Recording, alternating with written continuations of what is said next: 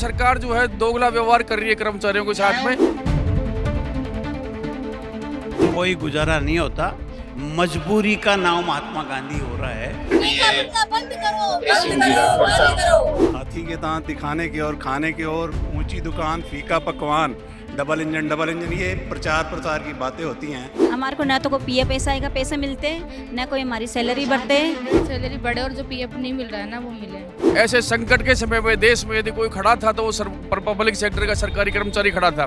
ठेका प्रथा के नाम पर सरकारी विभाग में लूट का बड़ा खेल चल रहा है। क्या डबल इंजन की सरकार है? पहले वाली सरकार जितना काम कर रही है क्या? इंजन 10 लगा दो, अपने इंजन में ही दम नहीं होगा तो होगा क्या? 53,000 की भर्ती करने 2 साल से वो भर्ती अभी तक कागजों में अटकी पड़ी है। सरकार ने जो है कर्मचारियों को बिल्कुल कमतर आंकना चालू कर दिया है।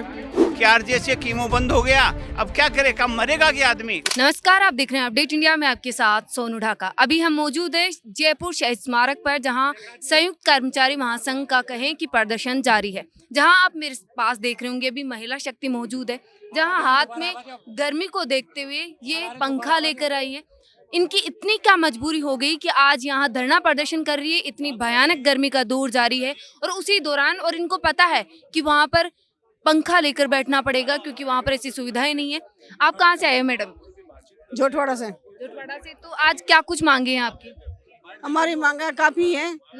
हमारे नेता लोग बात कर रहे हैं, वार्ता कर रहे हैं, हमारी मांगा बहुत जाता है। और भी महिलाएं, उनसे भी जानेंगे। आपके हाथ को क्या हो गया मैडम? मेरा हाथ फ्रैक्चर हो गया है, ना कोई मुझे छुट्टियां मिली हैं, मेरे पैसे कटे हैं, ना कोई पेमेंट आया है। आज 1.5-2 महीने हो गए, मैं घर पे रेस्ट पे हूँ। किस विभाग में आप? मैं टीवी हॉस्पिटल में हूँ, 4th क्लास में।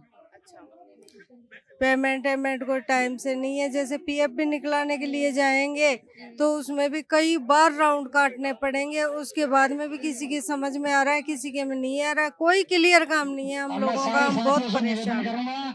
और भी है, उनसे भी जानने की कोशिश करेंगे। सबसे बड़ी चीज तो कि आज आप पंखा लेकर आए हैं, तो कहीं ना कहीं आपको पता था कि गर्मी रहने वाली है, सरकार जल्दी से तो कोई बात सुनेगी नहीं, तो पंखा लेकर बैठना पड़ेगा। हाँ, हम टीबी हॉस्पिटल से आए हैं। हमारे को न तो कोई पीएफ एसआई का पैसा मिलते न कोई हमारी सैलरी बढ़ते। और बार बार आते हैं, कोई सैलरी कोई बढ़ने का कोई चांस नहीं है। 15 साल से कर रहे हैं टीबी हॉस्पिटल में।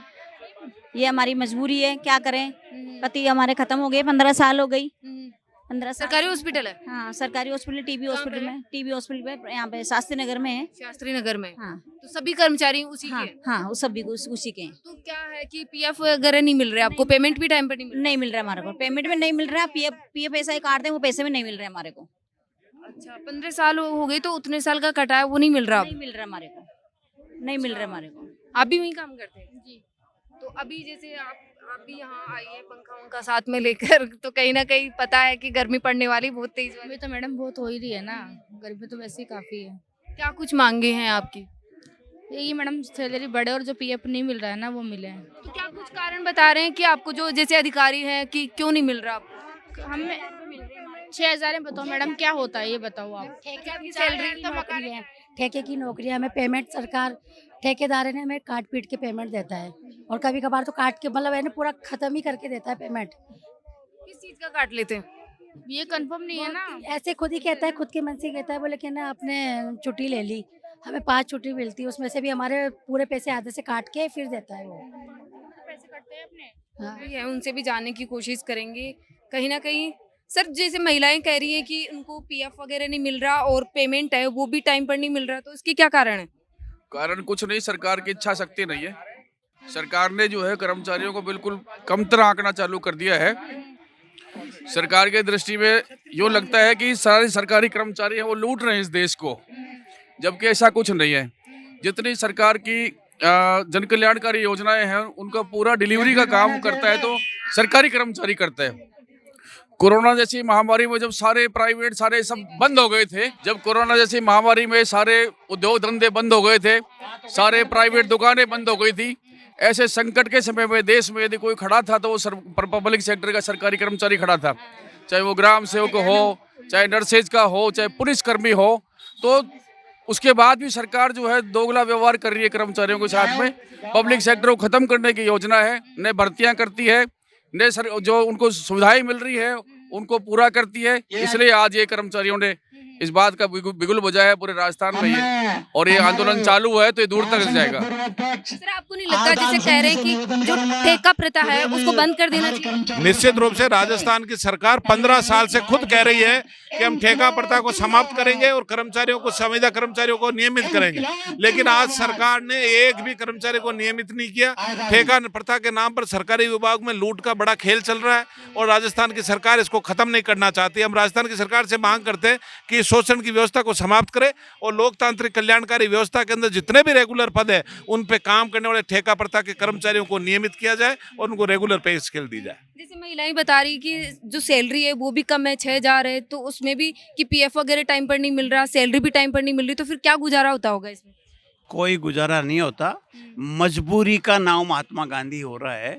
मजबूरी है इन लोगों की, इसलिए कुछ न कुछ मिलता रहे, इस पे काम करते हैं। सरकार बिल्कुल अंधी हो गई। सरकार सोच नहीं रही है कि किस एम्प्लॉयज को क्या दिया जाए ताकि उसका भरण पोषण नहीं हो रहा। और आप देख रहे होंगे भरण पोषण नहीं हो रहा है, इसका रिजल्ट देखा होगा आपने। अभी एसएमएस में एक बच्चे ने फांसी खा ली थी।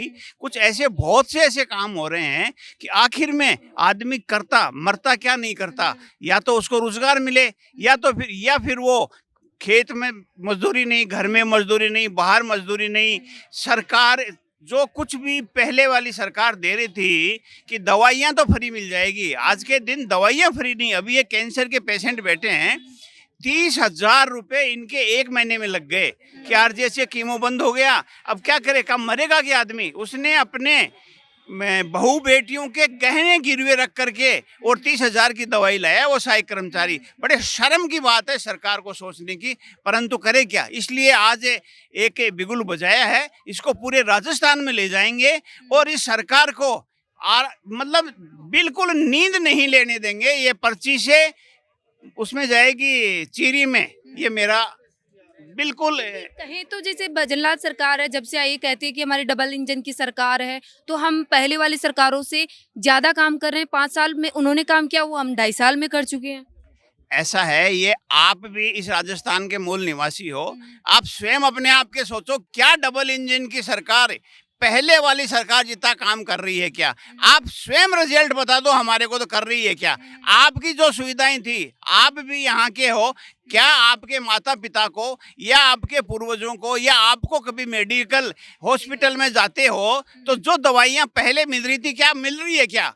यदि ये सही है तो बढ़िया काम कर रही है, और ये गलत मान रहे हो आपकी नई दवाइयाँ नहीं मिल रही है, तो ये बस आप स्वयं देख लो कि कैसा काम। कोई काम नहीं हो रहा है। डबल इंजन नहीं, इसके 4 इंजन लगा देना, तो भी इंजन काम जब करेगा जब इंजन की क्षमता होगी दौड़ने की। इंजन 10 लगा दो, अपने इंजन में ही दम नहीं होगा तो होगा क्या? इसलिए ये बिना इंजन के 2 की जगह 4 लगाओ। इन इंजनों में दम नहीं है, इसलिए सरकार सफल नहीं हो सकती। आपको लगता है कि जैसे संविदा कर्मी है, कहीं ना कहीं हमेशा एक तलवार लटकी होती है कि उनको कभी भी उनकी नौकरी जा सकती है? संविदा कर्मी तो संविदा कर्मी, जो वैसे भी सेवारत कर्मचारी हैं, आप वर्तमान में देखिए ना, मुझे तो लगता है जैसे इस देश में आज़ादी के पहले वाले हालात हो गए ना। जैसे आप देखो पिछले दिनों, हालांकि मुद्दे से अपन हो सकता है भटके नहीं, हम तो कर्मचारी की बात करेंगे। कर्मचारियों की इन वर्किंग की वजह से ही सरकारें अपनी पीठ थपथपाती हैं। बाकी हाथी के दांत दिखाने की और खाने की और ऊंची दुकान फीका पकवान, डबल इंजन, ये प्रचार प्रसार की बातें होती हैं। आम जन को अपने उसमें हथकंडे में माया जाल में फंसा के वोट लेना होता है, अपनी सरकार बनानी होती है। सरकार में आने के बाद मज़ा ही मज़ा है। इसमें भी देखो ना आप, सरकारों में भी चाहे वाले एमएलए देख लो, एमपी देख लो, अपराधी तत्व हैं। आम जो आदमी हैं, समझदार आदमी हैं, जिसके दर्द है, वो उनका रेशो कितना है? तो कुल मिला के स्थिति बड़ी विकट है। आप देखो ना, पिछली सरकार ने जो ओपीएस भी कर दिया था वापस इस सरकार ने, फिर कभी एनपीएस, कभी कुछ। क्या जरूरत है इस बात की? भाई हमारी बात सुनो ना, हमारे साथ वार्ता करके हमारी बात को सुनते हुए किसी निर्णय तक तो पहुंचो ना आप। सिर्फ अब आप देखो, हर बार मैं देखता हूं, आप जैसे आप अपनी भूमिका निभा रहे हैं, हम बड़ा दुखी परेशान हो के, अभी ये मौसम है बैठने का, ये घर परिवार छोड़ के आप उम्र दराज लोग हैं या यंगस्टर हैं, सारे सीनियर सिटीजन दिख रहे हैं। हाँ, तो ये दर्द है ना। हमारी भावी पीढ़ी को हम क्या दे रहे हैं? हम तो अपनी जिम्मेदारी समझते हैं, जागरूक हैं, हम अपना कर्तव्य निभा रहे हैं, लेकिन ये सरकारें निश्चित रूप से सब प्रोपेगेंडा है जी, सब प्रचार प्रसार है। पिछले दिनों पेट्रोल की कमी हुई, आम आदमी की बस आप बात करते हो। मैं पेट्रोल के कनेक्ट करने की कोशिश करते हैं कि जहाँ पेट्रोल के दाम बढ़ गए, हर चीजों के दाम बढ़ रहे हैं और आपकी सैलरी में क्या इजाफा हो रहा है? 2% डीए बढ़ा था पिछली बार। 2% से क्या होगा? 2%, सिर्फ 2%। ऊंट के मुंह में जीरा। बातें करने को बातें ही बातें, आपके सवाल बहुत हैं, हमारे भी जवाब बहुत हैं, लेकिन वही शून्य, उपलब्धि के नाम पे कुछ भी नहीं है। सर बड़ी चीज ये है कि कहीं ना कहीं जैसे 6,000 सैलरी बता रहे हैं और उसमें भी फिर जो पीएफ है वो कट रहा है 15 साल से, लेकिन वो अब मिल नहीं रहा है। राजस्थान में 5 लाख से ज़्यादा संविदा कार्मिक या मानदेय कर्मी है। वो पिछले 20 सालों से लगातार सरकार के द्वारा उनका शोषण किया जा रहा है। उनको मिनिमम वेजेज भी नहीं दिए जा रहे हैं। जैसे बड़ी संख्या में हाल ही में 2 संविदा कार्मिकों ने आत्महत्या भी करी है। उसके बाद भी ये संवेदनहीन सरकार किसी भी तरह का कोई कदम नहीं उठा रही है। उल्टा जो लोग उनके लिए विरोध प्रदर्शन कर रहे हैं उन पर मुकदमे दर्ज और करवाए जा रहे हैं, तो ये दमनात्मक कार्रवाई हो रही है। इसको लेकर पूरे राजस्थान में ही कर्मचारियों में ज़बरदस्त आक्रोश है। इसके साथ बहुत सारे इश्यूज़ हैं। सहायक कर्मचारियों के जो मुख्य इश्यूज़ हैं उनमें 53,000 की भर्ती सरकार अपने आप में करेगी। 53,000 की भर्ती करने 2 साल से वो भर्ती अभी तक कागजों में अटके पड़ी है, आज तक नहीं हुआ। इनका वेतन उच्चीकरण का एक था अपग्रेडेशन का, उसमें जो महत्वपूर्ण कुछ कैडर्स थे जैसे वार्ड बॉय वगैरह, उनको छोड़ दिया गया, उनका नहीं किया गया। कुछ कर्मचारी जो हैं अधिकारी वर्ग के हैं लोग, उनको केंद्र के समान दिया जा रहा है, लेकिन इनको केंद्र के समान मात्र 100 रुपये से पीछे रखा जा रहा है। एमटीएस की एक उनकी पुरानी मुख्य मांग है, वो नहीं दे रहे, वर्दी भत्ता नकद देने की बात है। तो बहुत सारे इश्यूज है और सहायक कर्मचारी सबसे महत्वपूर्ण संवर्ग होता है, वो भी इस तरह से अगर पीड़ित है तो सरकार की संवेदना इससे देखी जा सकती है कि सरकार की क्या स्थिति है। आज इन्होंने विवश होकर उपवास जैसा कदम उठाया है और अब भी अगर सरकार की संवेदनाएं जागृत नहीं होती है तो आगे बड़ा आंदोलन करेंगे। इतनी भयानक गर्मी में आज उपवास कर रखा है सर। इतनी भीषण गर्मी में बैठे हैं, उपवास कर रहे हैं और किसी तरह के कूलर और पंखे की व्यवस्था और नहीं करी इन्होंने जानबूझकर, कि हम लोग ये सरकार को बताना चाह रहे हैं कि हम सड़क पर संघर्ष के लिए तैयार हैं। इसलिए इतनी भीषण गर्मी में आज 45 डिग्री टेम्परेचर में ये लोग शहीद स्मारक पर अपनी आवाज़ को सरकार के कानों तक पहुंचाने के लिए बैठे हुए हैं। आपने देखा कि जो कर्मचारी महासंघ है उसकी बैनर तले ये प्रदर्शन किया जा रहा है और कहीं ना कहीं जो संविदा कर्मी है उनका दुख है वो कहीं ना कहीं नजर आता है। और आज महिलाएं हैं, पुरुष है, जो कर्मचारी है, आप खुद देखिए कि जो यहाँ है आज पंखे लेकर यहाँ बैठी है। इतनी भीषण गर्मी है और उस दौर में यहाँ बैठे हैं और सरकार को बताना चाह रहे हैं कि हम इस गर्मी के दौर में भी यहाँ संघर्ष करेंगे और अपनी मांगों को लेकर रहेंगे। ऐसी अपडेट्स के लिए देखते रहिए अपडेट इंडिया में आपके साथ सोनू ढाका, मेरे सहयोगी जावेद के साथ जयपुर।